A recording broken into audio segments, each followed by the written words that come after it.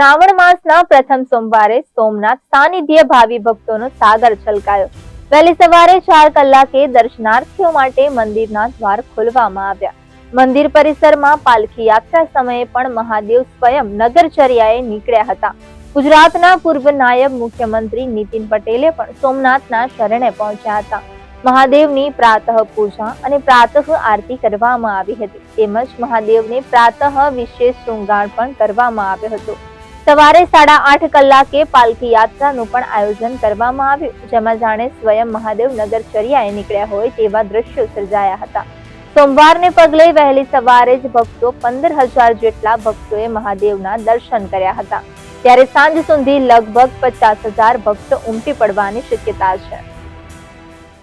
મોદી સાહેબ અને અમિતભાઈ પણ અહીંયા જ્યારે જે જરૂર પડે એ બધી જ અહીંયાની જરૂરિયાતો એમના સંબંધોથી એ પૂર્ણ કરાવે છે।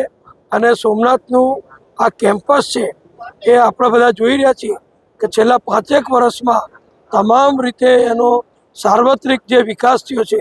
દરિયા કિનારે જે ભક્તો આવે એમને હરવા ફરવાની સુવિધા, વોકવે, મોટા પ્રમાણમાં ધર્મશાળાઓ, બધાને અન્ન ક્ષેત્ર ચાલે છે, બધી જ વ્યવસ્થા અહીંયા ખૂબ સારી રીતે છે।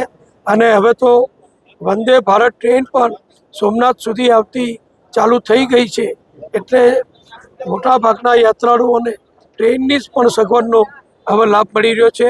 હાઈવે પણ લગભગ બધા જ બની ચૂક્યા છે, એટલે બધા યાત્રાળુઓને 12 મહિના અહીંયા કોઈ પણ સાધનથી, વાહનથી આવવાની ખૂબ सुविधा प्राप्त થઈ છે। हिंदू राष्ट्र को बनाने के लिए सबसे पहले तो जितने भी यहाँ आप खड़े हैं कम से कम तिलक और शिखा तो होना चाहिए। सबसे पहले हम हिंदू बने। अब वसुधैव कुटुंबकम ये नारा हमारा ही है।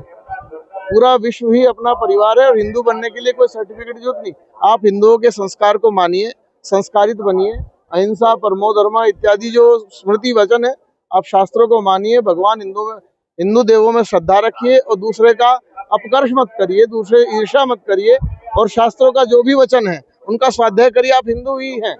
आज श्रावण के प्रथम सोमवार में सुबह 4 बजे से लेके भक्तों की भीड़ लगी हुई है भगवान सोमनाथ के दर्शन के लिए। अब तक 15,000 से ज़्यादा लोगों ने भगवान सोमनाथ के दर्शन का लाभ लिया है।